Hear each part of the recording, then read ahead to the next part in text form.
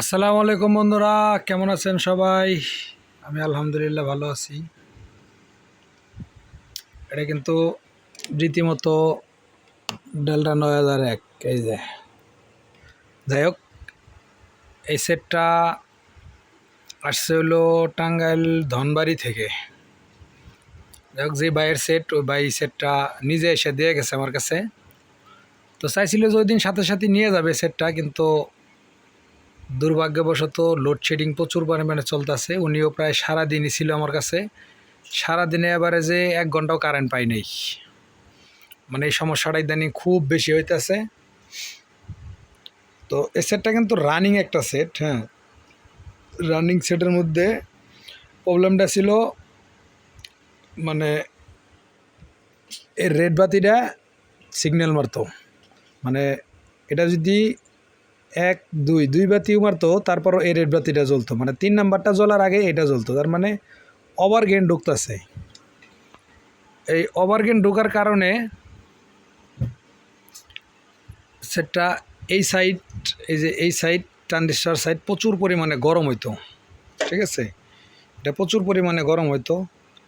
তাই আমি যখন এটারে গ্রিড দিতাম, গ্রিড দিলে দেখতাম যে মোটামুটি কয়েক সেকেন্ডের মধ্যে ট্রানজিস্টর সবগুলাই আগুনের মতো গরম হয়ে যেত। তার মানে ওভারগেন ঢোকে আর কি।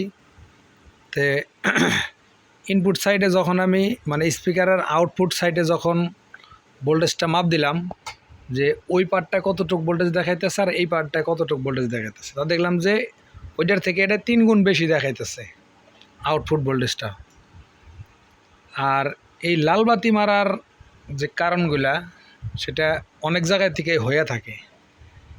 একত হইলো, এই যে কানেক্টরগুলো দেখতে পাচ্ছেন, যে মেন পজিটিভ নেগেটিভ যে ভোল্টেজগুলো ঢুকছে, এই ভোল্টেজটা যদি কোনো জায়গায় যদি বাধা হয়ে দাঁড়ায় বা লুজ কন্ট্যাক্ট থাকে, বা এই জায়গাটা অনেক সময় দেখবেন গোড়ায় মরিচা পড়ে যায়, বা এই যে ক্যাপাসিটারের গোড়ায় থেকেও হয়, এই কারণে হয়। সেটার কারণ হলো লোডে যাওয়ার পরে লাল বাতি মারবো, লোডে যাওয়ার পরে মানে লুজ কন্ট্যাক্টের থেকে তখন হালকা হালকা স্পার্ক করে, সে কারণে লাল বাতি মারা দেয়।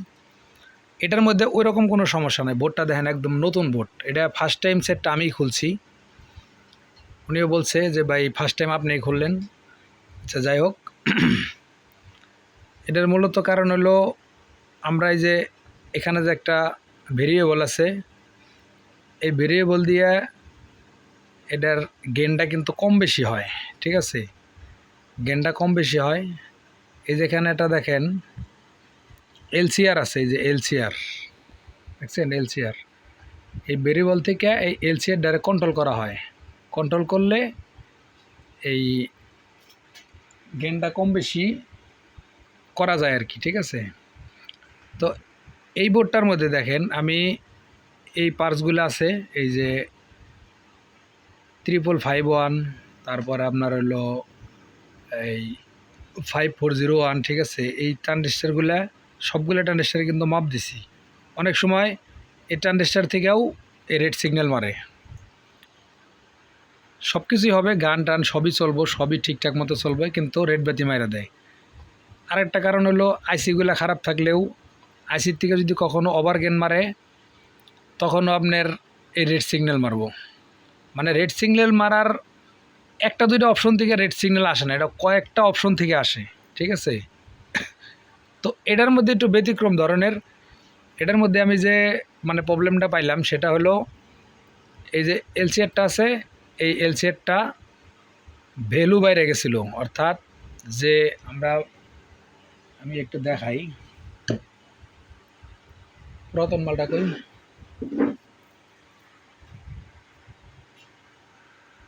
এই যে এই দেখেন, এটা কিন্তু এই যে এটা কিন্তু এলসিআর। হ্যাঁ, এটার মধ্যে মাপ দেখায় একরকম, আর যেটা লাগাইছি এটার মধ্যে মাপ দেখায় আরেক রকম। ঠিক আছে, তো অর্থাৎ এটার ভ্যালুটা অনেক বাইরে গেছে গা। ভ্যালু বাইরে যাওয়ার কারণে এটা ওভার গেন ঢুকতেছে। ওভার গেন ঢুকে রেড সিগন্যাল মেরে দিতেছে। আমরা রেড সিগন্যাল, এই রেড সিগন্যালগুলো যে মারে, এটা হলো যখন সেটটা অন হবে, অন হওয়ার সময় এই লাইটটা কিন্তু জ্বলে থাকবে, জ্বলার পরে এই লাইটটা অফ হইলো মানে আমরা বুঝলাম সেটটা রান হয়ে গেছে।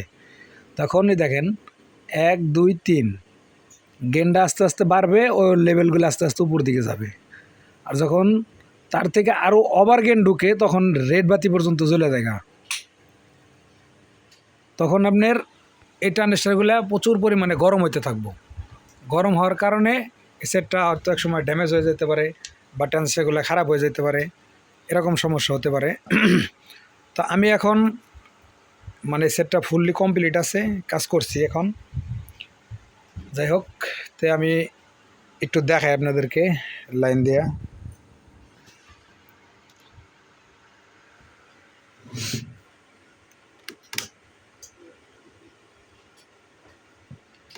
ও, এটা লাগানো হয় নাই,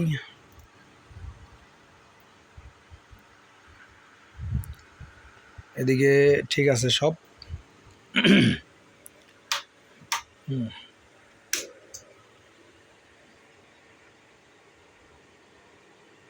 আচ্ছা, সিগন্যাল চলে গেছে মানে এই যে গেনেরটা মনোকটটা, এই দেখেন আমি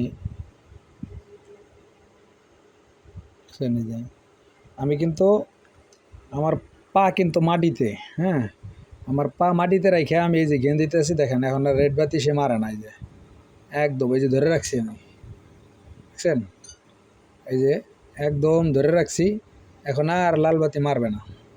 অথচ এর আগে হালকা একটু টাচ দিলেই এই দুইটা জ্বলার সাথে সাথে উপরেটাও লালটাও জ্বলে যেত, এই যে এখন কিন্তু আর মারতেছে না, তার মানে ওভার গেনটা বন্ধ হয়ে গেছে, এই যে ঠিক আছে, এখন আর সে মারবে না। এই যে ওভার গেন, এই যে আমি কিন্তু পাটা একদম মাটিতে রাখছি, অর্থাৎ এখন যে প্রেশারটা দিছি, মানে রাত তো অনেক, যে এত প্রেশারটা কিন্তু গানের মধ্যে থেকে দেওয়া যায় না বা আসে না, ঠিক আছে।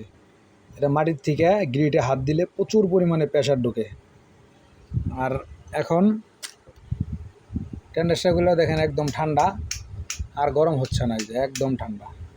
সেটা কিন্তু লাইন দেওয়াই আছে, এই যে ঠিক আছে, সেটা লাইন দেওয়াই আছে, ট্যান্ডারগুলো একদম ঠান্ডা আছে, কুল। আর তখন আমি যতক্ষণ গ্রিড দিছি ততক্ষণে কিন্তু আগুনের মতো গরম হয়ে যেত সেট। তার মানে এদিকে সবই ঠিক আছে, আইসিগুলোও ঠিক আছে, প্রবলেমটা ছিল এলসিআর থেকে, এলসিআরের ভ্যালু বাইরে যে হাই গেন ঢুকতো, হাই গেন ঢুকে এই রেড বাতি এসে পড়তো। তো যাই হোক বন্ধুরা, এখন এই বন্ধুরা সবাই ভালো থাকবেন। আর সেটটা আমি এখন ফিটিং দেব, ফিটিং দেয়া তো যার সেট ওনার কাছে পাঠিয়ে দেওয়ার ব্যবস্থা করব। উনি ভাই আমার ভিডিও দেখে আমার সাথে যোগাযোগ করছে, যোগাযোগ করে উনি আমার কাছে সরাসরি আসছিল, এসে আমার সাথে দেখা করছে, কথা বলছে, সাথে সেটটাও নিয়ে আসছিল, কিন্তু লোডশেডিংয়ের কারণে কাজ করতে পারি নাই, সেটটা নিয়ে যেতে পারে নাই। এখন আমি এটাকে পাঠিয়ে দেব। তো যাই হোক বন্ধুরা, সবাই ভালো থাকবেন, দেখা হবে পরের ভিডিওতে। আল্লাহ হাফেজ।